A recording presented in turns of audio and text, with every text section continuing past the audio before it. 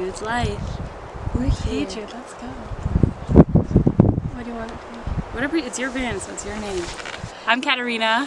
And I'm Jewel. And we're sisters from Southern Ontario, and we're currently in Oregon. And we wanted to start filming our adventures, but we had A, no idea where to start, and B, feel like... What gives us the right?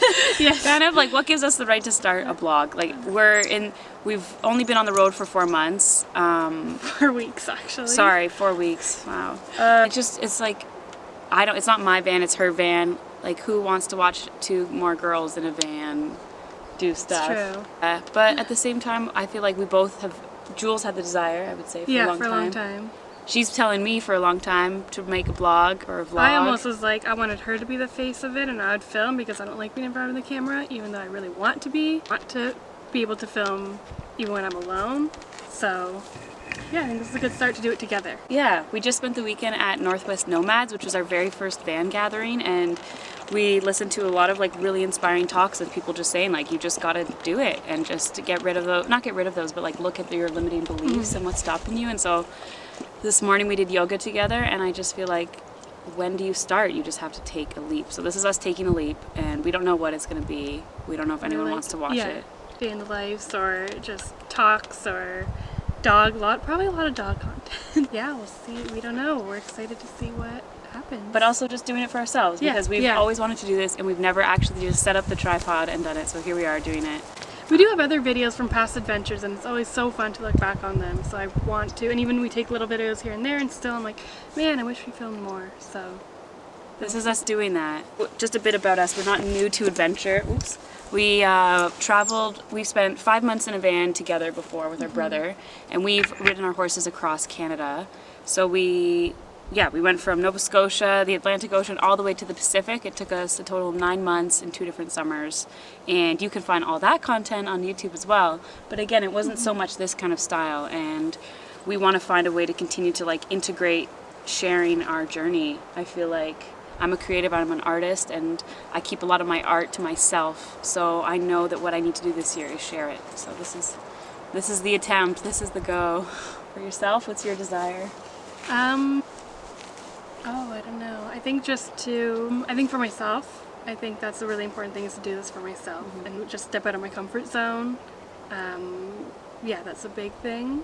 I feel like this will just kind of be another like snowball effect and lead me to other things. I think I'm going to continue to find the desire along the way.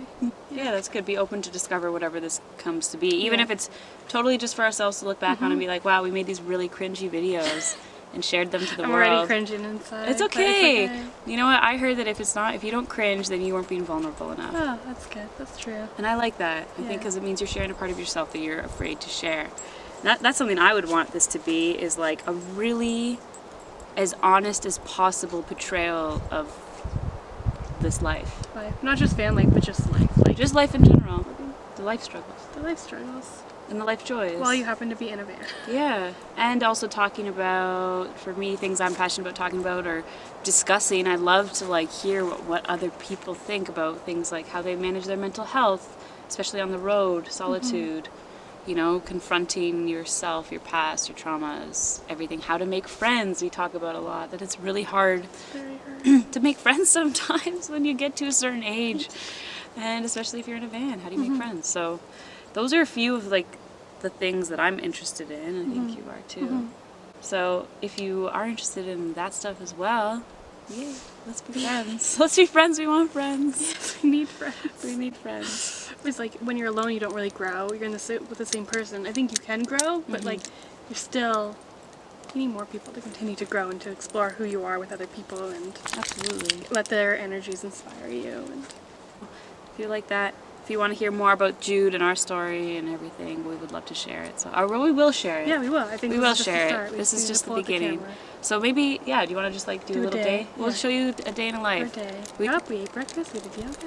And now we're going to go meet some friends and do a river float in Oregon. So we kind of made friends. We're in the process of making friends, which we're happy about. All in the beginning stages. Yeah. Yeah, of everything. Yeah. Okay.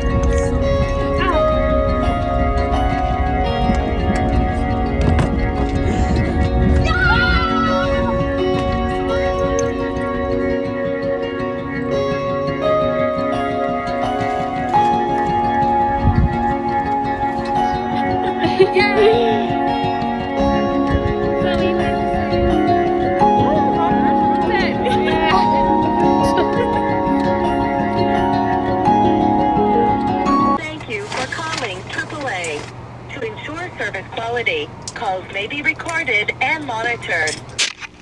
So we're stuck again. Not as stuck as we have been before.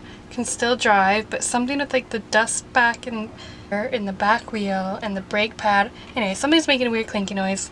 Two guys who clearly know what they're talking about said they can fix it. Like, it's a pretty easy fix. They just have to remove something.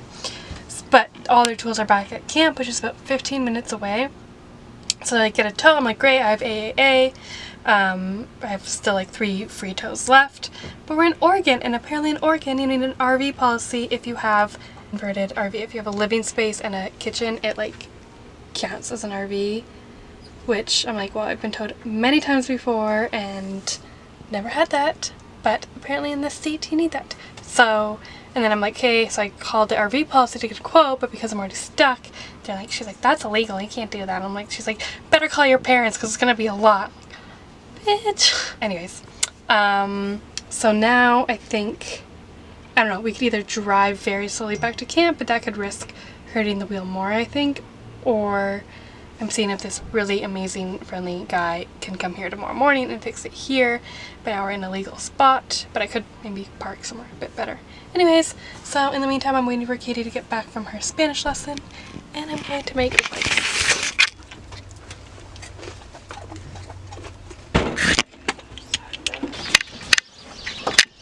Ow! Ow! Oh, I really hit a sensitive part of it. So Jewel just made this beautiful meal. We got rice, shredded zucchini, sweet potato, what is that, green pepper with tahini. And so our tow, what's happening with our tow? So the tow company sent somebody out, and then they're like, oh wait, I think your band's too high. I don't have a great bed. And then they call somebody else, and there's the big tow thing can't come till tomorrow at 9 a.m. So I told Drew, this man that's helping us, he said he could come tonight to fix it, which is super nice. Complete stranger almost, but now he wants to help us, so.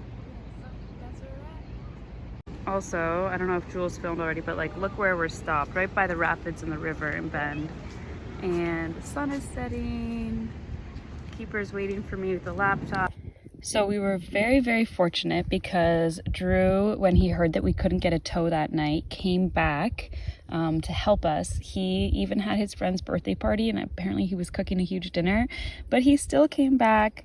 So here he is working on Jude. He had to remove the tire. Now the problem is, he said that the axle and where the rotor is looked like Titanic underwater. So there was so much rust. Basically the bolts were seized in there, so nothing was coming loose. He's pulling these bolts off, and he's kind of using every different angle he can to get them off, and he was pulling so hard the bolt wouldn't move that the van actually started to roll back. It was falling off the jack, and it was really scary. The motor actually fell on Drew's foot. Luckily, the curb was here, so the curb caught Jude's bumper and everyone was fine.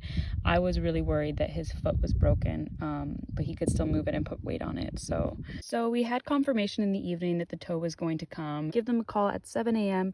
to confirm. So Jewel calls the tow company. The guy that she gets says that he doesn't know why we were approved for a tow, but we're not allowed to be dropped off, not at a mechanic or not at a residential area.